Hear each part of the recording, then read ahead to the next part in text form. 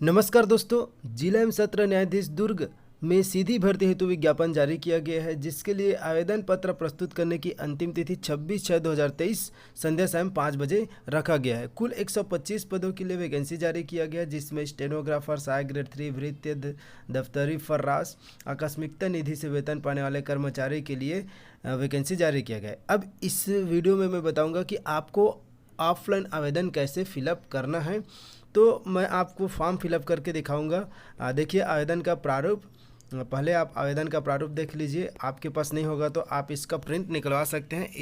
ये जो विज्ञापन है, इसका पीडीएफ मैं टेलीग्राम ग्रुप में शेयर कर दिया हूँ। देखिए ये आवेदन का प्रारूप है। देखिए इसमें आप इस बात का ध्यान रखेंगे कि आवेदक का स्वहस्ताक्षरित नवीनतम पासपोर्ट साइज रंगीन फोटो, नाम एवं दिनांक सहित। ठीक है, देखिए मैं आपको दिखा रहा हूँ कि कैसे आपको जो फ़ोटो निकलवाना है नवीनतम होना चाहिए। आपका नवीनतम कहने का मतलब है कि अभी करेंट का 1 महीना 2 महीना 3 महीना पहले का चल जाएगा। ठीक है, तो उसमें डेट और दिनांक लिखवा देना है। ठीक है, देखिए चलिए अभी स्टार्ट करते हैं फॉर्म फिलअप करना। तो पहले आपको क्या करना है, अपना फ़ोटो यहाँ पेस्ट कर लेना है, फ़ोटो चिपका लेना है। ठीक है, इस प्रकार से अपना नाम और दिनांक वाला फ़ोटो चिपका लेना है। उसके बाद आपको साइन कैसे करना है। ठीक है, स्व हस्ताक्षरित बोला है तो आप जो है इस प्रकार से बाहर से ऐसे साइन करते हुए आप अपना ऐसा साइन कर लेंगे, क्रॉस साइन।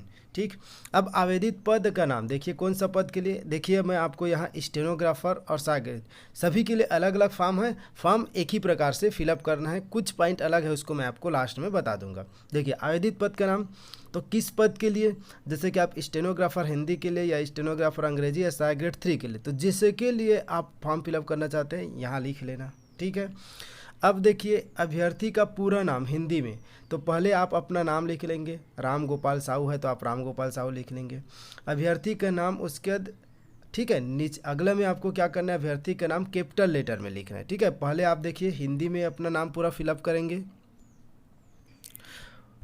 उसके बाद आप अंग्रेजी में लिखेंगे। अब देखिए अंग्रेजी में लिखेंगे तो जैसे कि आपका नाम राम गोपाल है तो राम गोपाल।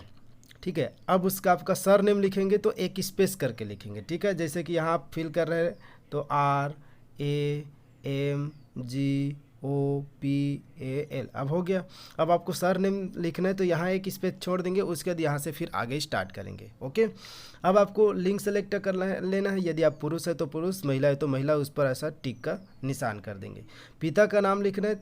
ठीक है, जैसे आपके मार्कशीट में लिखा है वैसे आपको फॉर्म फिलअप करना है। तो पिता का नाम यहाँ पिता या पति, यदि आप शादी हो गया महिला है तो आप अपने पति का नाम लिख सकते हैं। ठीक है, अब जन्म तिथि अंकों में आपका जन्म कब है। ठीक है, मान लो आपका जन्म 1/5 ठीक है 2000 है, तो आप इस प्रकार से 1/5/2000 लिखेंगे।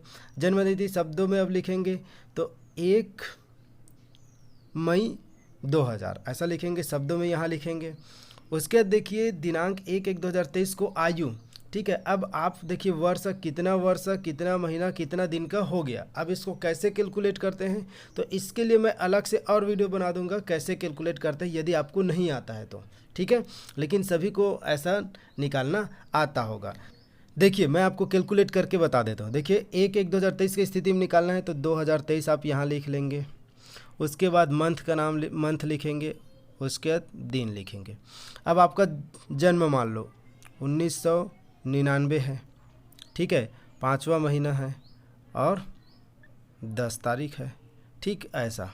ठीक है, तो इस टाइप से है तो आप उसके अनुसार आप कैसे करेंगे। अब देखिए आप ये घटा रहे हैं।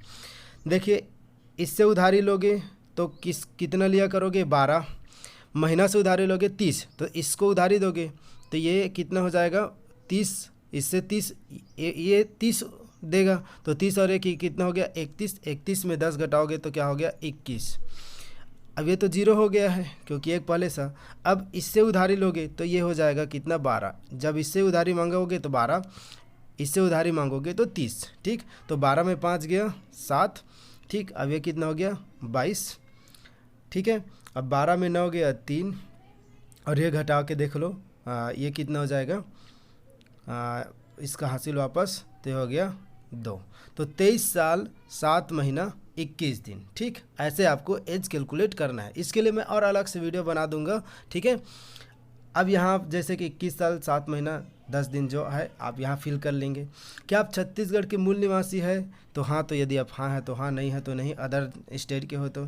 क्या आप छत्तीसगढ़ शासन द्वारा घोषित किए गए ST SC OBC में से है, यदि है तो हाँ, नहीं है तो नहीं।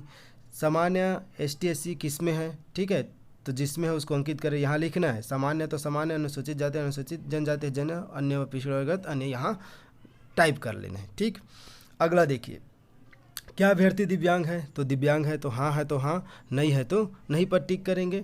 और यदि दिव्यांग है तो दिव्यांगता का प्रकार किस प्रकार के प्रकार है। भूतपूर्व सैनिक है तो हाँ, नहीं है तो नहीं। 10वीं के प्राप्तांक कितना आपका प्रतिशत है उसको यहाँ फिल कर लेंगे। 12वीं में कितना प्रतिशत है यहाँ फिल करना। स्नातक में कितना है यहाँ लिख लेना। रोजगार कार्यालय का जीवित पंजीयन है कि नहीं है तो हाँ, नहीं है तो रिजेक्ट हो जाओगे, इसलिए हाँ करना पड़ेगा। उसके देखिए राष्ट्रीयता, ठीक है, तो राष्ट्रीयता तो क्या है राष्ट्रीयता, भारतीय, आप भारतीय हो। ठीक है, पत्र व्यवहार का पता आप जैसे कि लिखेंगे ग्राम, ठीक है, या मुकाम, अपना गांव, उसका पोस्ट ऑफिस, ठीक है, उसके बाद लिखेंगे थाना या तहसील, ठीक, उसके बाद जिला, जिला के बाद पिन नंबर। ठीक, पत्र व्यवहार का वर्तमान पता, यदि आप वर्तमान और स्थायी दोनों सेम है तो यहाँ भी लिख सकते हो। उपरोक्त से भिन्न न हो तो सदैव लिखें। ठीक है, यदि यही सेम है वर्तमान में जहाँ रहते हैं वही है तो आप यहाँ लिख सकते हो तदैव लिख सकते हो। क्या लिख सकते हो, तदैव लिख सकते हैं। ठीक है, सेम, आपको लिखने का आवश्यकता नहीं है। रोजगार कार्यालय का जीवित पंजीयन क्रमांक एवं दिनांक, ठीक है, तो क्रमांक में जो CT से स्टार्ट होता है उसको फिल करेंगे। दिनांक कब आपका जो है पंजीयन कराया है उस डेट को यहाँ फिल कर लेंगे। रोजगार कार्यालय का नाम कौन सा रोजगार कार्यालय में कराए हैं, ठीक है, आप उसको यहाँ नाम फिलअप कर देंगे जिस जिले से हो। उसके देखिए, क्या अभ्यर्थी विवाहित है, विवाहित है तो हाँ, नहीं है तो नहीं। यदि विवाहित है तो आप कब विवाह किए उसको तिथि यहाँ फिल कर लेना है। उसके देखिए शैक्षणिक एवं तकनीकी योग्यता, अब आपके पास जो जो डिग्री है उसको लिखेंगे, जैसे कि आप 10वीं 12वीं स्नातक कंप्यूटर DCA PG DCA जो भी है उसको यहाँ फिल कर देंगे। उसमें देखिए परीक्षा का नाम, ठीक है, अब देखिए 10वीं है तो 10वीं, 12वीं है तो यहाँ 10वीं के लिए 10वीं, 12वीं है तो 12वीं लिखेंगे। स्नातक है कॉलेज तो स्नातक लिखेंगे और DCA है तो यहाँ DCA लिखेंगे। अब उत्तीर्ण होने का वर्ष कौन सा वर्ष में हुए। अब विश्वविद्यालय का नाम या बोर्ड का नाम, CG जैसे आप CG बोर्ड है तो CG बोर्ड, अदर स्टेट्स है तो अदर का नाम लिख देंगे, शॉर्टकट में लिख देंगे। उसके बाद स्नातक जैसे आप बिलासपुर यूनिवर्सिटी किए हैं या पंडित रविशंकर यूनिवर्सिटी जहाँ किए हो, विषय में आप लिख लेंगे।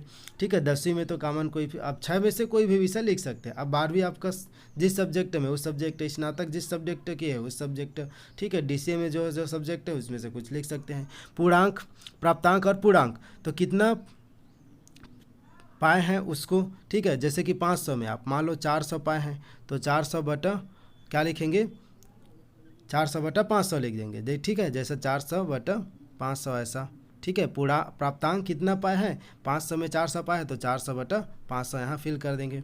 प्रतिशत, अब प्रतिशत निकाल लेंगे, 400 है तो 400 में 5 का भाग कर देंगे। 6 रहेगा, 600 का रहेगा, 6 में भाग कर देंगे। जैसे आप मान लो 1500 का है, मान लो 1500 में 1300 पाए हैं, 1300 बटा 1500 तो 1300 बटा 1500 यहाँ फिल करने के बाद परसेंट निकालने के लिए 1300 में 15 भाग दे देंगे तो परसेंट निकल जाएगा।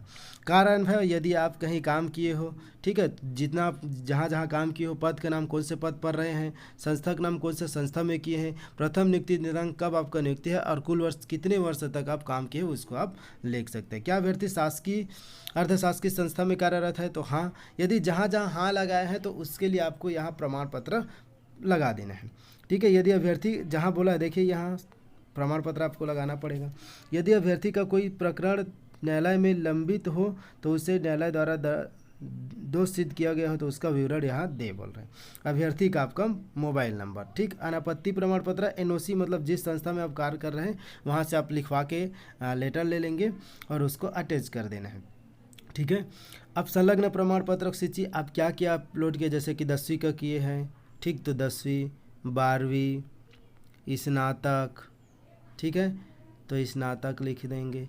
DCA है तो DCA, पीजीडीसी है तो पीजीडीसी, इस प्रकार से क्रम से आप जमा करके लिख देंगे। उसके बाद आपको दिनांक लिख लेना है, आप जिस स्थान पर है वहाँ से मतलब आप पोस्ट ऑफिस करेंगे वहाँ का लिख सकते हैं या अपने गांव का नाम लिख लो, कोई दिक्कत नहीं है, ठीक है। दिनांक लिखेंगे, उसके बाद स्थान और उसके बाद अभ्यर्थी का हस्ताक्षर, नाम एवं पूरा पता यहाँ लिख लेना है, ठीक है। अब आप देखिए जो भृत्य पद आकस्मिकता निधि के लिए तो सेम ऐसी फॉर्म है, देख सकते हैं आप।